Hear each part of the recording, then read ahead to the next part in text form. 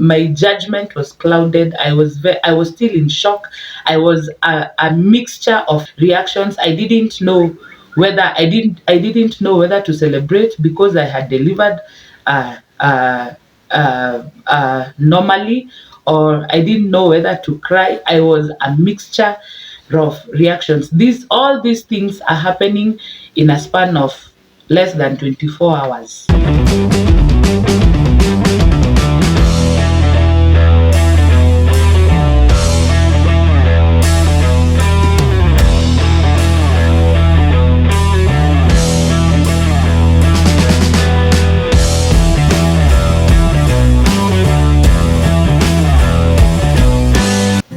Hello, how are you?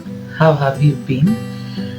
I trust that you've been doing fine since the last time we interacted. Thank you so much for those who have subscribed. Thank you so much for your support. Even on the last video that I did, part 1 of my experience with a stillbirth, I got a lot of response. And I thank you so much for your support, for your love. If you're new here, karibu sana. If you have not yet subscribed, kindly do so by pressing the subscribe button. Then also remember to turn on the notification bell so that every time I upload a new video, you'll be notified. Also remember to like. After watching this video, if you like it, kindly give it a big thumbs up, then comment, and then share. Make sure you share widely so that this channel will grow. So thank you so much for joining me. We are continuing with the story of my stillbirth, and the last time I ended my story at the part where I had given birth. Normally. It was a normal birth. So it was now time to recover. So guess where you're being taken after birth? You're being taken to a ward that is full of moms who have given birth. So the mothers are there with their children, with their babies. The babies are crying, breastfeeding and all that. If you're a woman and you have a child, you gave birth, you're in hospital, you understand the scenario. So the mothers are there with their babies. The babies are crying, they're breastfeeding their babies, playing with their babies, and me, I was just there seated because I did not have a baby. So that after giving birth, the doctors and the nurses come to check on the babies and the mothers every now and then.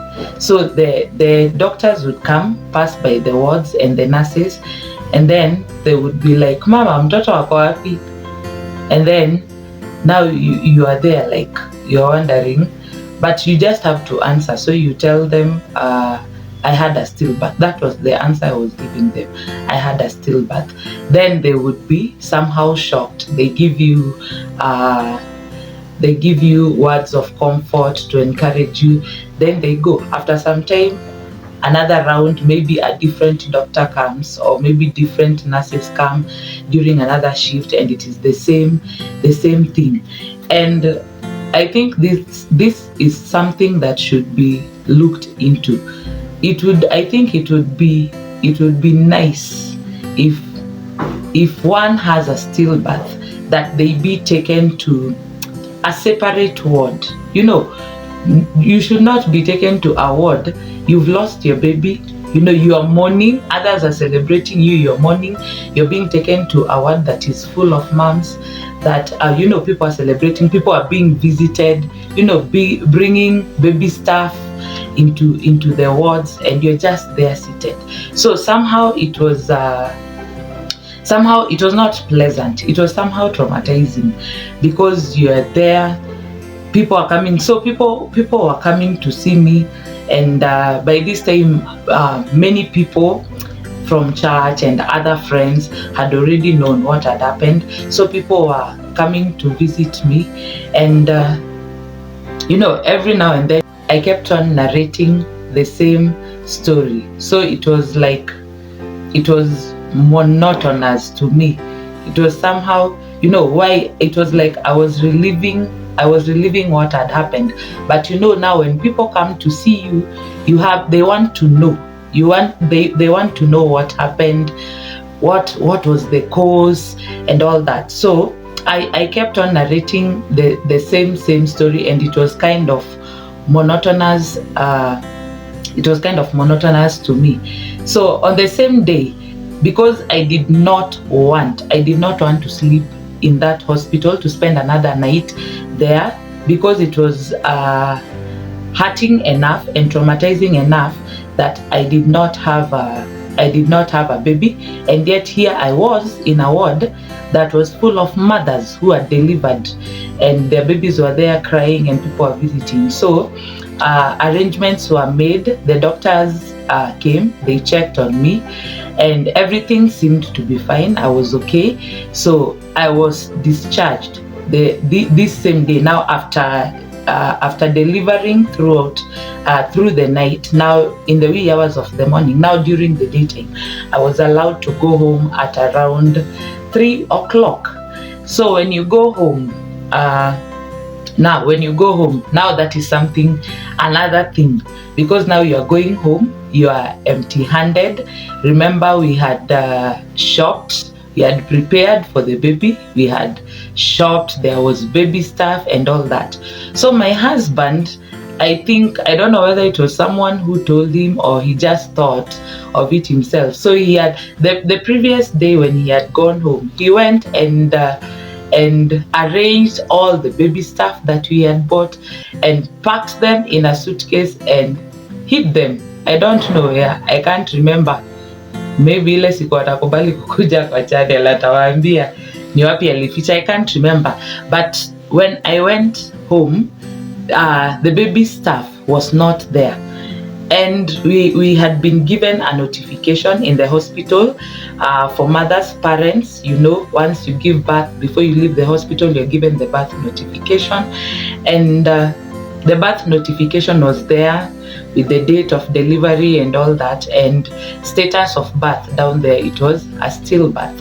So we went home with the notification and all the doctors, the files showing what had happened. And now we reach home, the baby stuff is not there. So you go home, my son is there, my house help was there also. So you don't know, you have nothing to say, like you're just there. There is nothing you can say, there is nothing you can explain.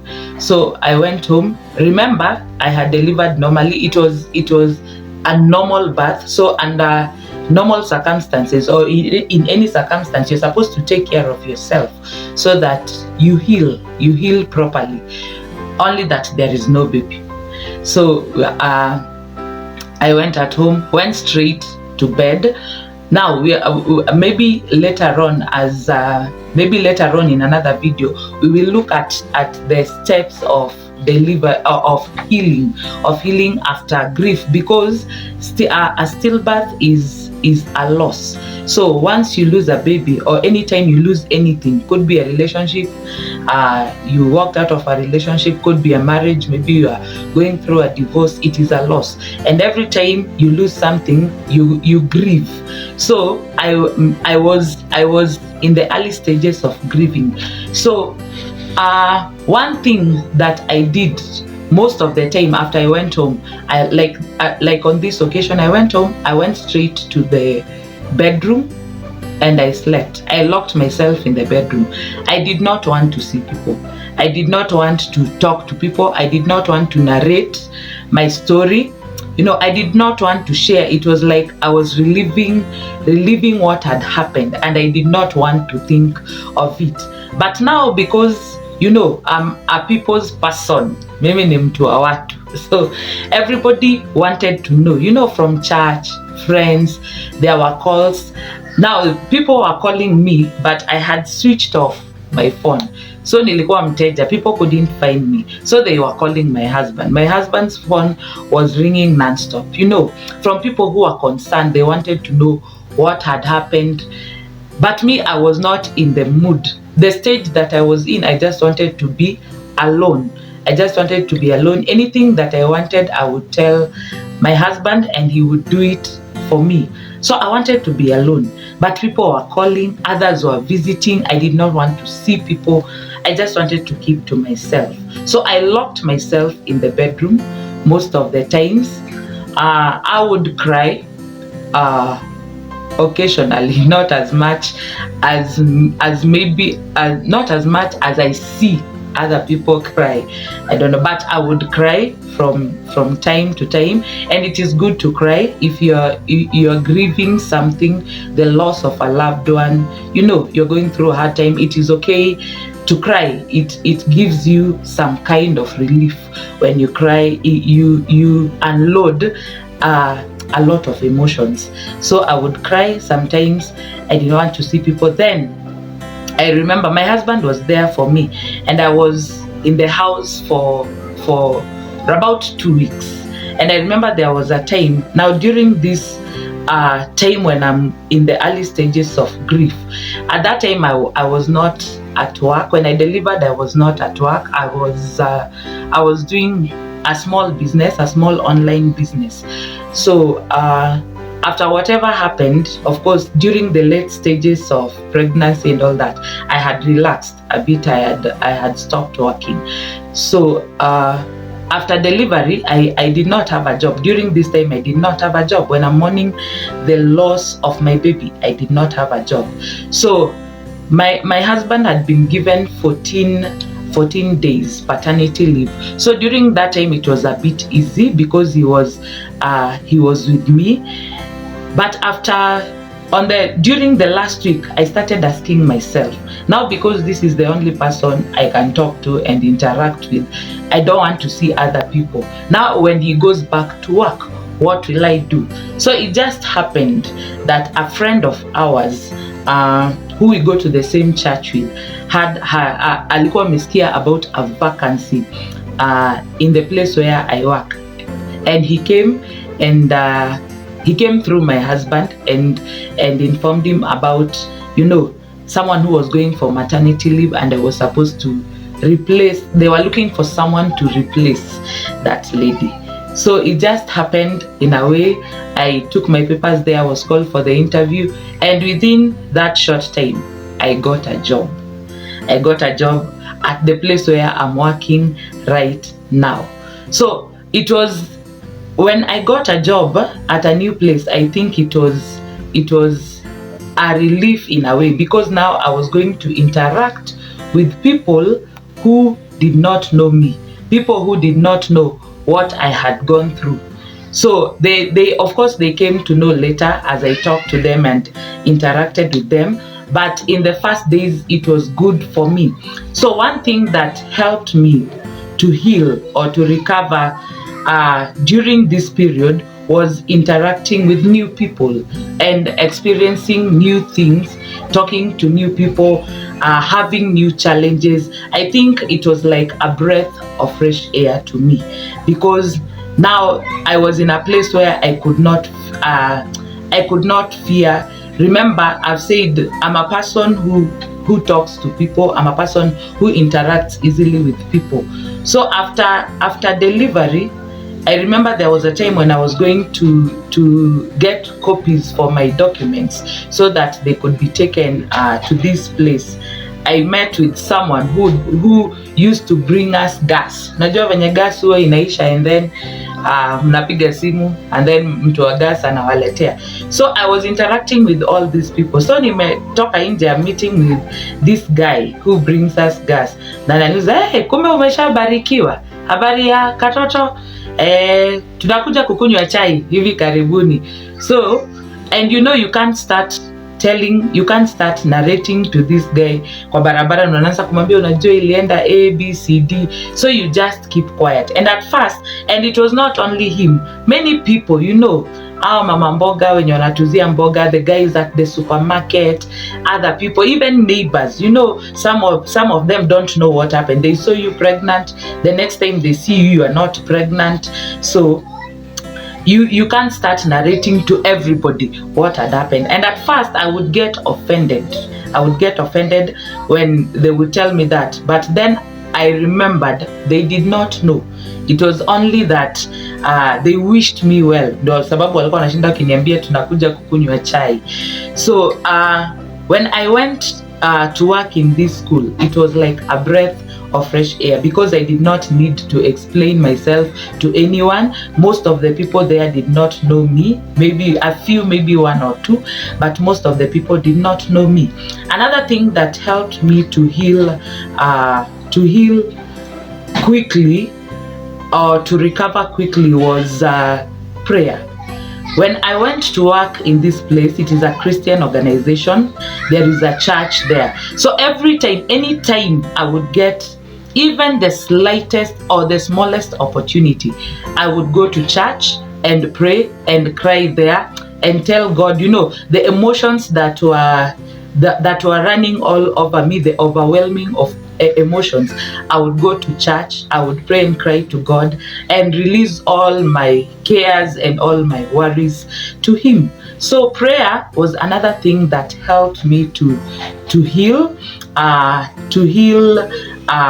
quickly. Then another thing was a good support system.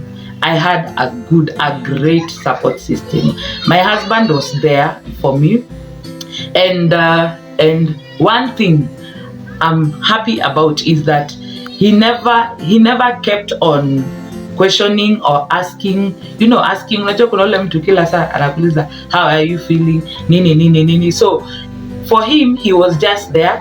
He was ready to listen if I wanted to talk. He was ready to offer a shoulder to lean on when I was ready to cry. One thing you need to know, when someone is grieving, you should avoid telling them a lot of things, because you don't know at which stage this person is. You don't know what they want to hear.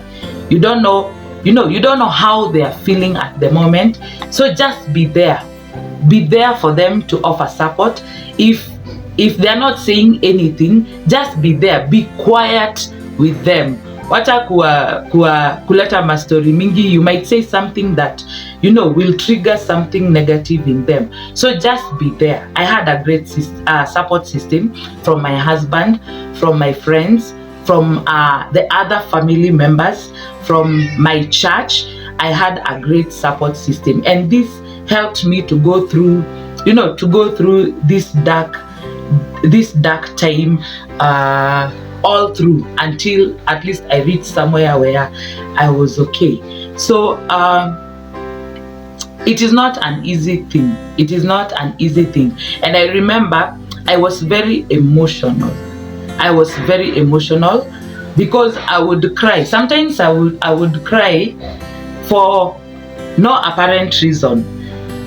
Maybe maybe not something that has even happened to me. Maybe let's say something happens to someone that I love, or someone that I care about, or I just see, or you tell me something and it irritates me. At times I would just start crying. Any small thing, sometimes without a good reason, I would start crying, and then after some time I stop. So I was very emotional, and it continued. I remember after I got my stillbirth in June, the very same year, I conceived again towards the end of the year. And throughout this pregnancy, I was very emotional. I don't know whether it was because I was not emotional with the first child, and now this second child who was born dead, but I was very emotional with now my daughter's pregnancy, because now this time I had a girl. I was very emotional, and I'm so happy because the people who were around me never questioned. They never questioned if I'm crying. Hawako wanaanza kuuliza kwa nini unalia, kwani kitu kidogo ndio inakuudhi. They were just there for me. So if you are around someone that is grieving, maybe a miscarriage, maybe the loss or a loss of a baby, just be there for them. Usianze kusema maneno mingi. Akianza kuongea, when they start speaking, just sit there and listen, unless they ask you a question, because that is what they want you to do. Stop offering a lot of advice. Stop offering, a lot of ideas. Just let them talk, because maybe that is their way of relieving or of getting out those heavy emotions that they have. So that was my experience. I hope you've learned something from it. I hope that this story encourages someone. Eventually I got, you don't get healed in one day. You don't overcome grief in one day. It is a process. It is a journey. Sometimes you'll not even realize that that you've stopped grieving, but it is a journey. You just take it a day at a time. Right now I can say where I am. I remember, like right now I can narrate the story to you, and I'm not crying, I'm not emotional, because I believe God has healed me up to a certain point. So I pray that God will heal you. If you're going through you're going through a difficult time, I pray that God will heal you. I pray that God will bring people around you who will offer you support to go through whatever you're going through, and even to come out victorious. So that's it for today. Kindly remember to subscribe. Remember to turn on the notification bell. Remember to comment. Remember to share. And until next time, God bless you and bye-bye.